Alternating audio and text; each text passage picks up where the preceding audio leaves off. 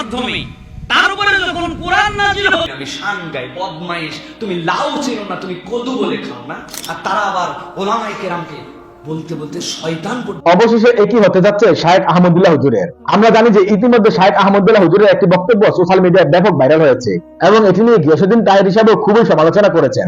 এখন এই বিষয়টি নিয়ে কি হতে যাচ্ছে আপনাদেরকে জানাবো বিস্তারিত।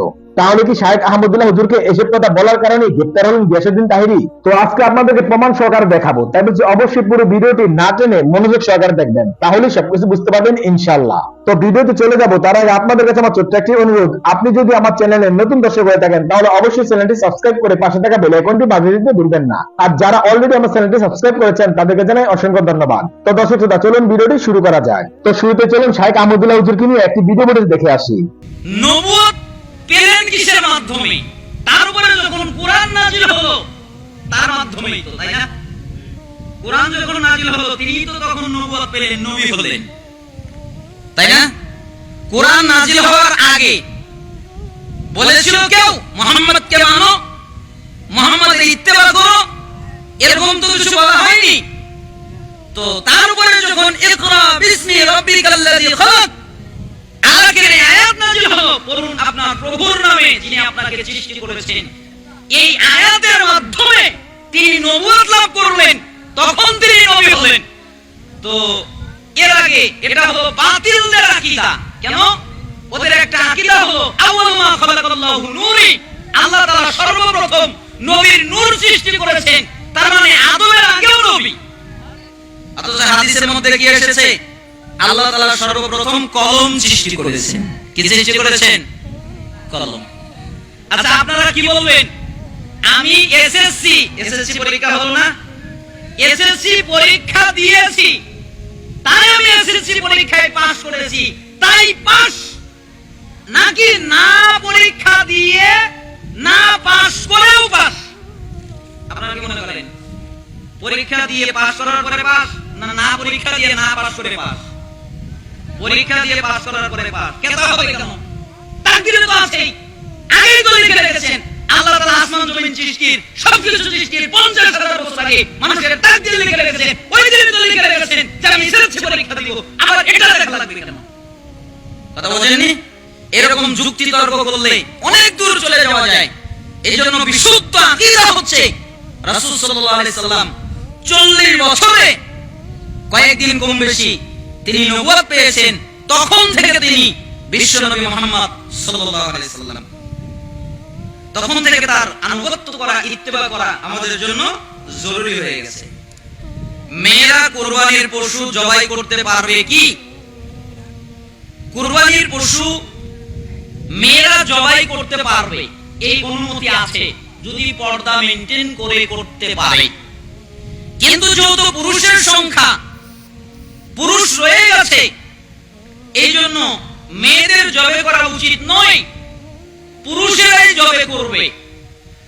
কিন্তু কোন জায়গায় যদি শুধু মেয়েরাই থাকে, পুরুষদের সংখ্যা না থাকে, পাওয়া না যায়, খোঁজা না যায়, তাহলে মেয়েরা করতে পারবে, মেয়েরা করতে পারবে, অনুমতি আছে। উত্তম পুরুষরা করা। তো আশা করছি আপনারা পুরো ভিডিওটি মনোযোগ সহকারে দেখেছেন এবং সেখানে কি বলা হয়েছে তাও বুঝতে পেরেছেন।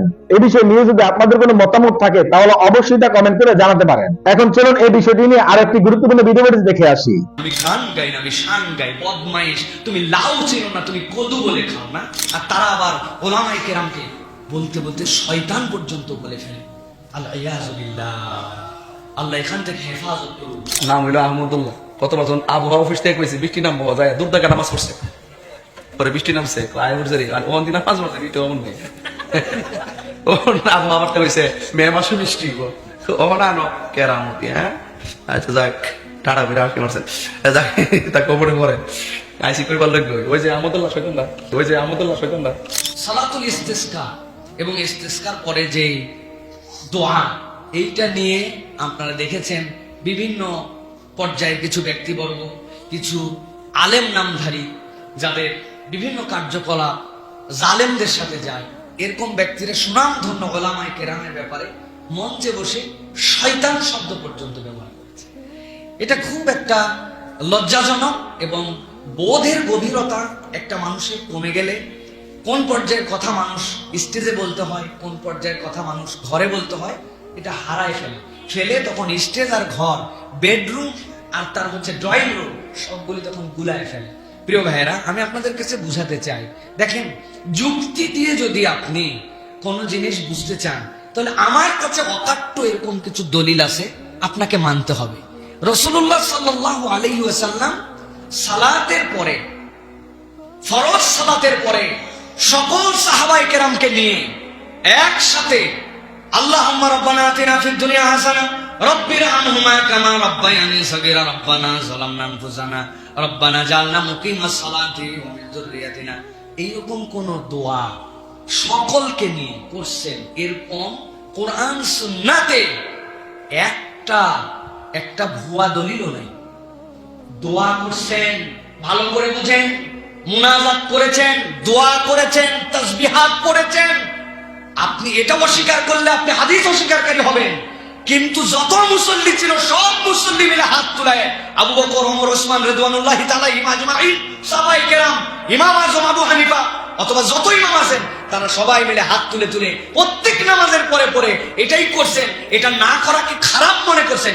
এরকম কোন একটা ভুয়া দলিলও নাই। আপনি কোথাকার মানে কোথায় গড়াই দিয়া ওলামায়ে কেরামের ব্যাপারে বাজে কথা বলেন। আল্লাহ হেদায়েত দান করুক। প্রিয় ভাইয়েরা, আপনি বোঝার চেষ্টা করেন। আপনি দোয়া ভালো, নামাজের পরে দোয়া কবুল হয়, এই সময় দোয়া করলে দোয়ার ফিলিংস হয়, আল্লাহ রাসূল সাল্লাল্লাহু আলাইহি ওয়াসাল্লাম দোয়া করা পছন্দ করেছেন, সব ঠিক। কিন্তু আপনি কোথাকার যুক্তি কোথায় মিলাচ্ছেন? রাসূলুল্লাহ সাল্লাল্লাহু আলাইহি ওয়াসাল্লাম ইস্তিসকার করে হাত উল্টাতে, পোশাক পরিবর্তন করতে অথবা গায়ের কাপড় উল্টাই দিতে, মানে আল্লাহর কাছে আমি চাই অবস্থার পরিবর্তন হোক। সেই সময় নবীজি দোয়া করছেন, ওইটার দোয়াকে এই জায়গায় যদি কিয়াস করেন, আমি আপনাকে একটা কিয়াস দেব, এই কিয়াস না মানলে আপনার খবর আছে। আল্লাহ রাসূল সাল্লাল্লাহু আলাইহি ওয়াসাল্লাম সবচেয়ে মর্যাদাবান। রাসূলুল্লাহ সাল্লাল্লাহু আলাইহি ওয়াসাল্লামের প্রতি দরুদ না পড়লে নামাজ হবে না। রাসূলুল্লাহ সাল্লাল্লাহু আলাইহি ওয়াসাল্লামের দরুদ পড়া আমাদের জন্য দায়িত্ব।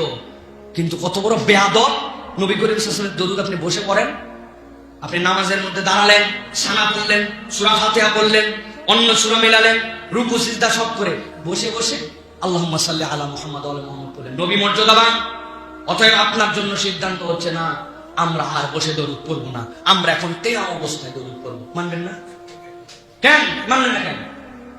মানবেন না কেন? জোর দলিল তো অকাট্য। যে রাসূলুল্লাহ সাল্লাল্লাহু আলাইহি ওয়াসাল্লাম বলবেন, আপনি বলবেন না নবীজি যেভাবে করছে ওইভাবে, নবীর সাহাবীরা করে নাই, ওনারা কি দাঁড়াই পড়ছে নাকি? আপনি ভুয়া দলিল দেন, আপনি এটাকে ভুয়া দলিল বলে উড়ান। আর নবী করিম সাল্লাল্লাহু আলাইহি ওয়াসাল্লাম তার সাহাবীরা দোয়া করছেন, কিন্তু সম্মিলিত এই দোয়া এরকম করে এটাই করতে হবে, এটা না করলে হবে না, এই প্রায়োরিটি দেওয়া সুন্নতের উপরে, এটার নাম বিদআত। কেউ বলেনি হারাম, কিন্তু আপনি ওইটাকে প্রায়োরিটি দিয়ে আপনি এই কাজ করতেছেন কেন? আপনাকে আমি যদি বলি সিজদা দাও ভালো কাজ, প্রত্যেক রাকাতে 2 সিজদা দেই আমরা, তাহলে আমরা আজকের থেকে ভালো কাজ যেহেতু 4 সিজদা করে দিব। আরে কোথায় সাহাবী, কোথায় পয়গম্বর? তাদের গুনাহ নাই, খাতা নাই, কিচ্ছু নাই, আমি গুনাহগার বান্দা। জুম্মার নামাজে 4 সিজদা মারবেন কেন? দিবেন আপনারা না দেন, ওই লোকের দেওয়া হবে। বেটা তুমি যুক্তি দিয়ে যেহেতু দাও 4 সিজদা, দিবে না, বলবে না। তো নবীর দেওয়া সিজদা আপনি 2টায় রাখেন। নবী যে জায়গায় বসে সাল্লাল্লাহু আলাইহি ওয়াসাল্লাম দরুদ পড়েছেন, ওই জায়গায় বসে পড়েন, ওই পদ্ধতি মানেন। তো নবীর নামাজ ফরজের পরে নবী করিম সাল্লাল্লাহু আলাইহি ওয়াসাল্লাম কিভাবে পড়ছেন, এটা কি তোমাদের কাছ থেকে মতামত নিতে হবে? শায়েখ আহমদুল্লাহকে ধোলাই করতেছে উনি, যে এই জায়গায় হাত তুলে এই জায়গায় করে না, কোন জায়গায় ধরছি, কিছুই ধরো নাই। ব্রেন পচে গেছে, এই পচে যাওয়ার কারণে ওই অন্তরটা মরে গেছে। অন্তর মরে যাওয়ার কারণে সঠিক ইসলাম চিনতে পারে না, ঠিক কি না? এরা ওয়াজ মাহফিলকে বিকৃতকারী, ওয়াজ মাহফিল ছিল তালিম, আর এখন তারা বানাইছে ওটাকে তালিম থেকে ওটাকে ডিজে পার্টি বানাইছে অনেক জায়গায়, ঠিক কি না? ভণ্ডামি, নোংরামি, বদমাইশি, তেন্দ্রামি, শেষরামি, মাহফিলকে ইজ্জত হারা করে ফেলছে। এগুলো তালিমাত ছিল, এগুলো মানুষ দিন নিয়ে যাইতো। এখন কি নিয়ে যাচ্ছে? বলে আমি গান গাই না, আমি শান গাই। বদমাইশ, তুমি লাউ চিনো না, তুমি কদু বলে খাও না। আমরা বুঝি না কোনটা লাউ আর কোনটা কদু। আর তারা আবার ওলামায়ে কেরামকে বলতে বলতে শয়তান পর্যন্ত বলে ফেলে। আল্লাহ এখান থেকে হেফাজত করুন। যারা আল্লাহ নবীর সুন্নাতকে নিয়ে ট্রল করবে, ওইটাকে নিজের স্বার্থ অনুযায়ী ক্রিটিসাইজ করবে, ঈমান চলে যেতে পারে। এটা আমার কথা নয়, কোরআনুল কারীমের কথা। আল্লাহ রাব্বুল আলামিন বলেছেন, যারা রাসূলুল্লাহ সাল্লাল্লাহু আলাইহি ওয়াসাল্লামের দেওয়া বিধানের পরে এরপরে হাত মারবে, এর মধ্যে নতুন কিছু সৃষ্টি করতে চাবে, আল্লাহ রাব্বুল দুনিয়া আখিরাতে তাদেরকে লাঞ্ছিত করবে।